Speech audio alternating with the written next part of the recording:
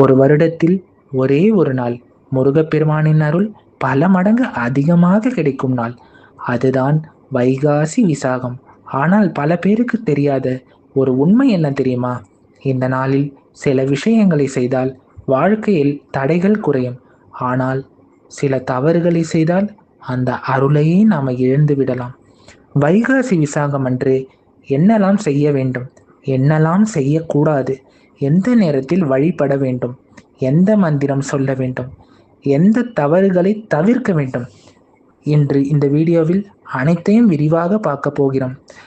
இந்த வீடியோவை கடைசி வரைக்கும் ஸ்கிப் பண்ணாம பாருங்க. இப்போது வாங்க இந்த வீடியோக்குள் போகலாம். வைகாசி விசாகத்தின் மகிமை. வைகாசி விசாகம் அன்று பார்வதி தேவி வழங்கிய தெய்வீக சக்தியால் முருகப்பெருமான் அவதரித்தார் என்று புராணங்கள் கூறுகின்றன. அசுர சக்திகளை அழிக்க, தர்மத்தை காப்பாற்ற, பக்தர்களின் துன்பத்தை போக்க இந்த உலகிற்கு வந்த நாள். அதனால் இந்த நாளில் முருகனை வழிபட்டால் மன அமைதி, குழந்தை பாக்கியம், திருமண தடை நீக்கம், வேலைவாய்ப்பு, கடன் பிரச்சனை குறைவு, உடல் ஆரோக்கியம் இவை கிடைக்கும் என்று நம்பப்படுகிறது. வைகாசி விசாகம் அன்று என்ன செய்ய வேண்டும்? அதிகாலை எழுந்து குளிக்க வேண்டும். பிரம்ம முகூர்த்தத்தில் எழுந்து தலைக்கு எண்ணெய் இல்லாமல் குளித்து சுத்தமான ஆடைகள் அணிய வேண்டும். வெள்ளை அல்லது குங்கும நிற ஆடை நல்லது. முருகன் பெயரை ஜபிக்க வேண்டும். ஓம் சரவணபவா, வேல்வேல் முருகன், கந்த சஷ்டி கவசம் இவற்றையெல்லாம் சொல்லலாம்.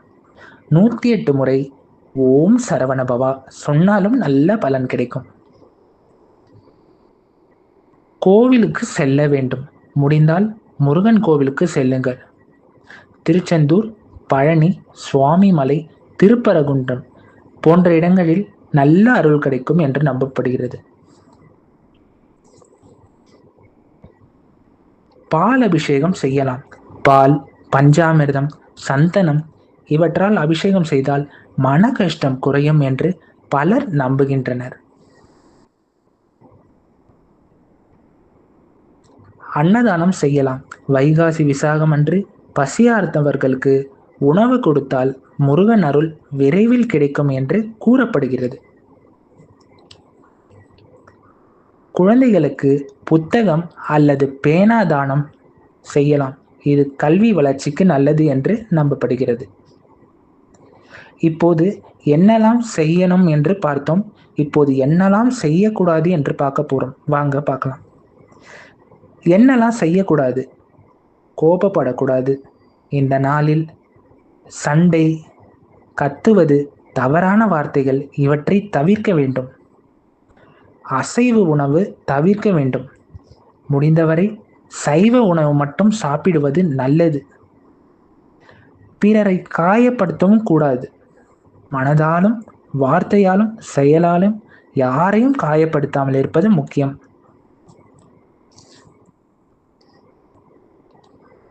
பொய் பேசக்கூடாது. சிலர் இதை சாதாரணமாக எடுத்துக்கொள்வார்கள். ஆனால் ஆன்மீக நாட்களில் நேர்மை மிகவும் முக்கியம். பக்தியை கேலி செய்யக்கூடாது. யாருடைய நம்பிக்கையும் அவமதிக்க கூடாது.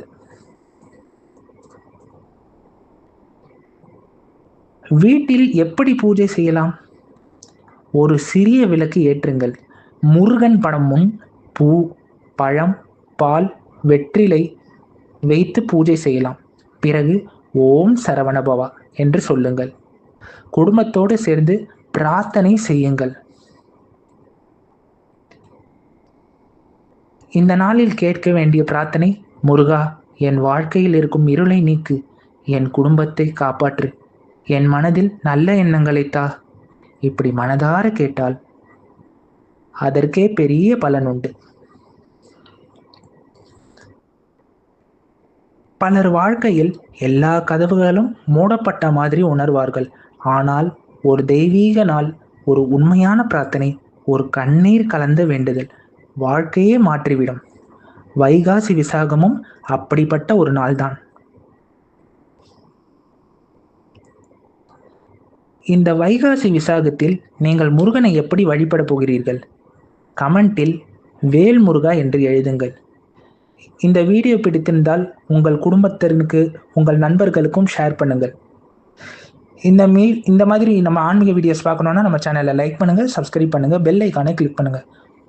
வெற்றிவேல் முருகனுக்கு அரோகரா.